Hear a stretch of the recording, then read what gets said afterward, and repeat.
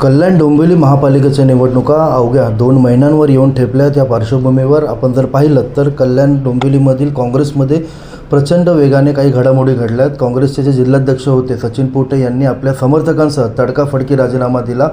तर त्याच दिवशी काँग्रेसने जिल्हाध्यक्षपदी राजाभाऊ फातकर यांची नियुक्ती केली. एकंदरीतच या ज्या घटना होत्या, एकीकडे जल्लोष होतो तर दुसरीकडे जे राजीनामा नाट्य सुरू होतं त्याची एकच चर्चा राजकीय वर्तुळात सुरू होती. काल देखील या नवीन जिल्हाध्यक्षांच्या नियुक्तीनंतर काँग्रेसच्या काही पदाधिकाऱ्यांनी काँग्रेस अध्यक्षांना राजीनामे पाठवलेत. निष्ठावंतांना संधी द्या अशी मागणी केली आहे. एकंदरीतच महापालिकेच्या निवडणुका आहेत, त्या पार्श्वभूमीवर काँग्रेसला हा मोठा झटका मानला जातो आहे. आपल्यासोबत आज महाराष्ट्र प्रदेशचे सरचिटणीस काँग्रेसचे नवीन सिंग आहेत. नवीन सिंग गेल्या अनेक वर्षांपासून काँग्रेससोबत कार्यरत आहेत. ते माजी नगरसेवक देखील होते. एकंदरीतच नेमकं काँग्रेसमध्ये चाललं आहे काय हे आपण आता त्यांच्याकडूनच जाणून घेऊ. नवीनजी, काय सांगाल एकंदरीत ज्या गेल्या काही दिवसात ज्या घडामोडी घडल्यात काँग्रेसमध्ये? जिल्हाध्यक्षांनी राजीनामा दिला आहे, नवीन जिल्हाध्यक्ष नियुक्त झालेत. जे एकीकडे राजीनामा नाट्य सुरू होतं तर दुसरीकडे जल्लोष सुरू होता, त्यामुळे एकच चर्चा राजकीय वर्तुळात आहेत. आता बघा, जे सचिन पोटे हे आपले जिल्हाध्यक्ष होते, त्यांनी जो राजीनामा दिला आहे ते त्यांचं आपण जर कार्यकाळ बघितलं, त्यांनी 11 वर्ष आपल्या पक्षामध्ये निष्ठेने सेवा केली, पक्ष चालवला. त्यांनी पक्षामध्ये एक ही परंपरा आहे की अधिक काळ जेव्हा होतो, म्हणजे 5 वर्ष 3 वर्ष, तर त्याच्यानंतर पक्षामध्येच ते नियम आहेत की समोरच्याला आपण राजीनामा देऊन नवीन पक्षश्रेष्ठी जे नेमतील तर त्याप्रमाणे नेमणुका होतात. आजच्या तारखेला जसं सृजन संघटन अभियान जे चालू आहे काँग्रेस पक्षामध्ये, ते ऑल इंडियाकडनं काही पदाधिकारी येतात आणि त्याप्रमाणे येणाऱ्या काळामध्ये त्या नेमणुका होतील. पण आता सचिन पोटेजी हे आज आपल्या कल्याण डोंबिवली महानगरपालिकेमधले नगरसेवक पण होते. त्यांनी बरीचशी पदं पण भूषवलेली आहेत. तर ते आपल्या पक्षामध्ये आजही आहेत. आणि आपले जे ब्लॉक अध्यक्ष आहेत, ज्यांनी ती मागणी केलेली आहे की बाबा निष्ठावंतांना हे करा, शेवटी आपल्या थ्रू त्यांनाही माझं असं म्हणणं असेल की त्यांनी आज काय पक्ष सोडलेला नाही आहे. हा पक्षामध्ये थोडेसे मतभेद, विचारांचे मतभेद होत असतात, मनभेद होत नाही. तर येणाऱ्या काळामध्ये जी लोकं आहेत, म्हणजे सचिन पोटेजी असतील, आमचे ब्लॉक अध्यक्ष सगळे असतील, तर ते सगळे आजही पक्षाबरोबर आहेत. आणि पक्ष येणाऱ्या काळामध्ये माननीय प्रांताध्यक्ष हर्षवर्धन सकपाळजी हे त्यांनाही मान सन्मान देतील आणि येणाऱ्या काळामध्ये काँग्रेस पक्ष हा कल्याण डोंबिवलीमध्ये अजून बळकट. एकंदरीतच स्थानिक नेतृत्वावर नाराजी व्यक्त करण्यात आली होती. जे माजी आमदार संजय दत्त यांच्या नेतृत्वावर देखील नाराजी व्यक्त करत याआधी देखील अनेक नेत्यांनी काँग्रेस पक्ष सोडलेला आहे. पुन्हा ही घटना घडली. निवडणुका अवघ्या काही महिन्यांवर येऊन ठेपली आहे. कसं काय तुम्ही पाहता? वरिष्ठ आहात काँग्रेसमध्ये सध्या तुम्ही. बघा, संजय दत्तजी हे आज ऑल इंडिया काँग्रेस कमिटीचे सचिव आहेत आणि ते वेगळ्या वेगळ्या राज्यांमध्ये प्रभारी पण आहेत. जसं ते मध्य प्रदेशला होते, त्यानंतर आजच्या तारखेला आंध्र प्रदेशमध्ये प्रभारी आहेत. तर त्यांचं कसं आहे की ते पक्षाकरता त्यांचं ते दिवसरात्र घालवतात. ते महिन्यातले 24 दिवसाच्या वर म्हणा, ते पक्षाकरता देतात. आणि पक्षश्रेष्ठी शेवटी त्यांचं जे रोल आहे इथल्या पक्ष कसं चालणार किंवा काय कसं चालणार, शेवटी आज समजा नवीन सिंगची निवड झाली तर नवीन सिंगची निवड करत असताना नवीन सिंग आता जे पक्षाकरता जे काम करेल तेच ग्राह्य धरलं जाईल ना. तर शेवटी आजपर्यंत जे पक्षामध्ये जे झालं, संजय दत्तजी हे आज ऑल इंडिया काँग्रेस कमिटीवर सचिव असल्यामुळे ते आपल्या त्या देशाचे आज नेते आहेत काँग्रेस पक्षामध्ये.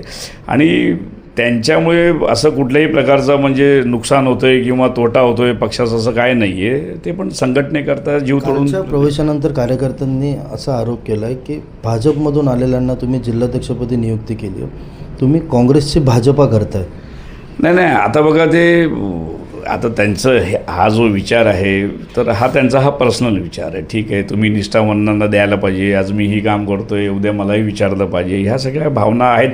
पण आपण जर बघितलं हे भाजपामध्ये किंवा दुसरी जी एकनाथ शिंदेची ही सेना असेल, आज काँग्रेसमधल्या ज्या लोकांनी प्रवेश केले आहेत त्यांनी ते पदं दिलेलीच आहेत. जिल्हाध्यक्षपद त्यांचं जिल्हा प्रमुख किंवा काय ना काय कुठल्या मोठ्या पदावर त्यांची नियुक्ती केलेलीच आहे. त्याच्यामुळे हा काय आलबेल नाही आहे. तर माझी त्यांना म्हणजे मी त्यांना सगळ्यांना भेटणार आहे आणि पक्ष संघटनेमध्ये आम्ही सगळे घरातच भांडणं होतात, जो भांडा असतो तो घरामध्येच वाचतो.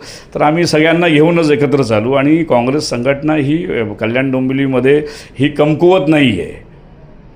हे जे कोणी विचार करत असेल की काँग्रेस संघटना आता संपलेली आहे, काँग्रेस पार्टी ही कधीही संपत नसते. माणूस संपतो पण पक्ष कधी संपत नाही.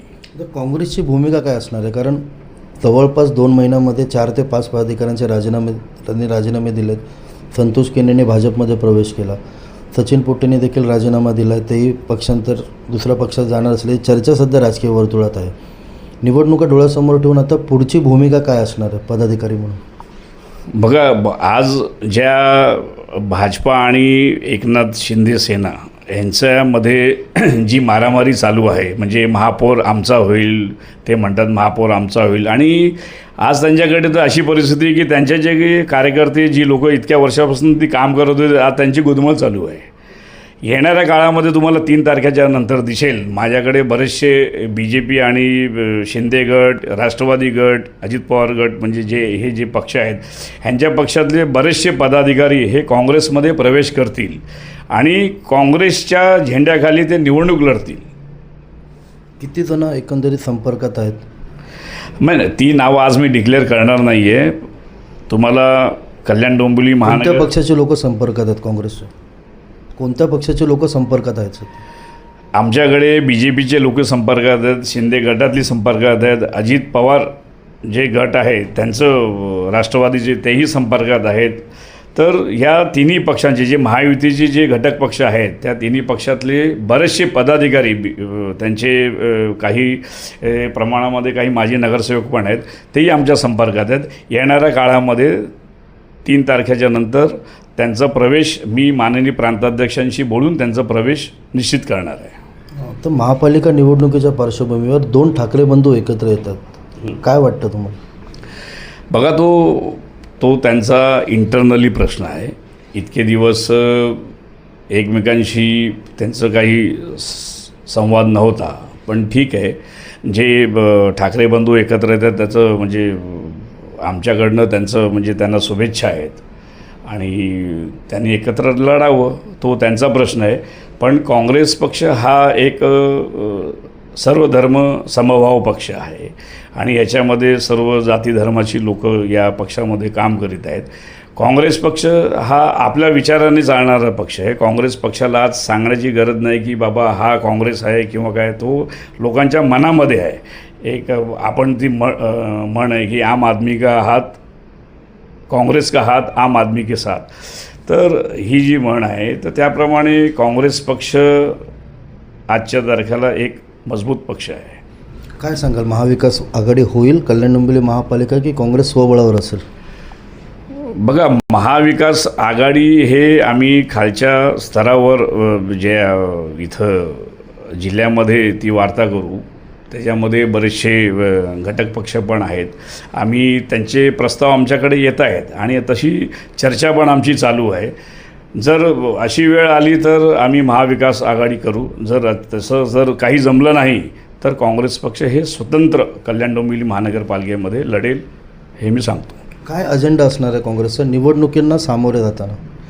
निवडणुकींना सामोरं जाताना जर आपण बघितलं की जर 25 वर्ष झाली त्याच्यामध्ये 22-23 वर्ष ही भाजपा सेनाची सत्ता होती आणि 2.5 वर्ष काँग्रेस आणि राष्ट्रवादी काँग्रेस इथं महापौर आणि उपमहापौर होता. आपण बघितलं या इतक्या वर्षामध्ये फक्त या लोकांनी विकासाच्या नावावर इतके कोटी आणले तितके कोटी आणले. आपण बॅनर बघितले असेल, 400 कोटी 500 कोटी. मागे आज जे मुख्यमंत्री आहेत, त्यांची सभाही झालेली होती. ते कल्याण डोंबिवली महानगरपालिकेला 6,400 कोटी देणार होते, पण ते फक्त भाषणामध्ये सीमित आहेत. आमचा मुख्य अजेंडा विकासावर असेल. कल्याण डोंबिवली महानगरपालिकेमध्ये आज जर विकासाचे मुद्दे बघितले, तुम्ही रस्त्याचे प्रश्न आहेत, कचऱ्याचा प्रश्न आहे, पाण्याचा प्रश्न आहे, ह्या टॅक्सचा प्रश्न आहे, इलिगल कन्स्ट्रक्शनचा प्रश्न आहे, ह्या ट्रान्सपोर्टचा प्रश्न आहे, ज्या बसेस आहेत, लोकांना ज्या सुविधा मिळायला पाहिजे त्या आज मिळत नाही आहेत, ही फार शोकांतिक आहे. तर या सगळ्या प्रश्नांवर काँग्रेस पक्ष निवडणूक लढवेल. एकंदरीत जे आज गटाटटाचं जे राजकारण सध्या काँग्रेसमध्ये सुरू आहे, त्या बाबतीत तुम्ही वरिष्ठांना काही कल्पना दिली होती? नाही, गटतट काँग्रेसमध्ये काही गटतट हे राजकारण नाही आहे. आता गटतट हा प्रकार येतच नाही आहे. प्रत्येक आज नवीन सिंग जर एका पदावर वर्षानुवर्ष काम करत असेल तर येणाऱ्या काळामध्ये त्याच्या ठिकाणीही दुसरं कोणी येऊ शकतं. आणि ते काँग्रेस पक्षाचं ते रूल्स आहेत, ते रूल्स फॉलो केले पाहिजेत. आज जर तुम्ही बघितले तर इतरही जसे मागे नानाभाऊ पटोले साहेब आमचे प्रांताध्यक्ष होते, त्यानंतर हर्षवर्धन सकपाळ साहेब आले, तर हा एक टर्म पिरियड असतो. त्या टर्म पिरियडमध्ये प्रत्येकाला चेंज करायला, नवीन माणसाला संधी द्यायलाच पाहिजे. संघटनात्मक बांधणीसाठी काही पावलं उचलली जाणार आहेत किंवा तुमची काही वरिष्ठांसोबत चर्चा झाली आहे? नाही, कल्याण डोंबिवलीमधली संघटनात्मक जे फेरबदल येणाऱ्या काही दिवसात होणार आहेत आणि सगळ्यांना घेऊन आज आपले सचिन पोटेजी असतील किंवा आपले ब्लॉक अध्यक्ष जे आहेत, आज त्यांनी म्हटलं राजीनामा दिलेले पण आजही काँग्रेस पक्षामध्ये आहेत. या सगळ्यांना घेऊन, कारण की या सगळ्यांनी इतकी वर्ष काँग्रेस पक्षाला त्यांनी स्वतःची दिलेली आहेत. तर काँग्रेस पक्षामध्ये आम्ही सर्व जी इथली मंडळी आहे, जी नेते मंडळी असेल किंवा आता जे नवीन जिल्हाध्यक्ष झालेले आहेत, राजाभाऊ प्रभारी झालेले आहेत, ते राजाभाऊ पाटकरजी असतील, महिला अध्यक्ष असतील, NSY असेल, युथ काँग्रेस असेल, फ्रंटलचे आणि सेलचे जे प्रमुख असतील, त्या सगळ्यांना घेऊन आम्ही एकत्र मिटिंग करून आम्ही आमची संघटना वाढवू. याबाबत वरिष्ठांची काही चर्चा झाली? हां, चर्चा झालेली नाही, म्हणून तर मी सांगतोय ना.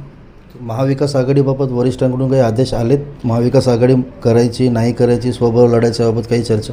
नाही, ह्याच्यावर कसं आहे की आम्ही खालच्या स्तरावर म्हणजे वरच्या पातळीवर सांगण्यात आलेलं आहे की आपण खालच्या स्तरावर एकदा निर्णय आपण घ्यावा. म्हणजे खाली जे आम्ही निर्णय घेऊ या कल्याण डोंबिवली शहरामध्ये किंवा इतर ठिकाणीच्या जिल्ह्यांमध्ये, तर त्याचं जे निर्णय होईल ते वरच्यांना मान्य आहे. एकंदरीतच काँग्रेसमध्ये ज्या वेगाने या 4 ते 5 दिवसात घडामोडी घडल्यात, निवडणुकीच्या तोंडावर या घडामोडी काँग्रेसला अडचणीत आणल्याचाच एक प्रकार असल्याची चर्चा राजकीय वर्तुळात सुरू होती. याबाबत आपण आता नवीन सिंग यांच्याशी थेट संवाद साधला. नवीन सिंग यांच्या या मुलाखतीदरम्यान त्यांनी काही गौप्यस्फोट देखील केले. तसेच काँग्रेस हा विकासाचा अजेंडा समोर घेऊन या निवडणुकीला सामोरे जाणार आहे. त्याचप्रमाणे महाविकास आघाडी किंवा स्वबळावर ही त्यांच्या देखील बैठका सुरू असून येत्या काही दिवसातच याबाबत चित्र स्पष्ट होईल असं देखील नवीन सिंग यांनी सांगितलं.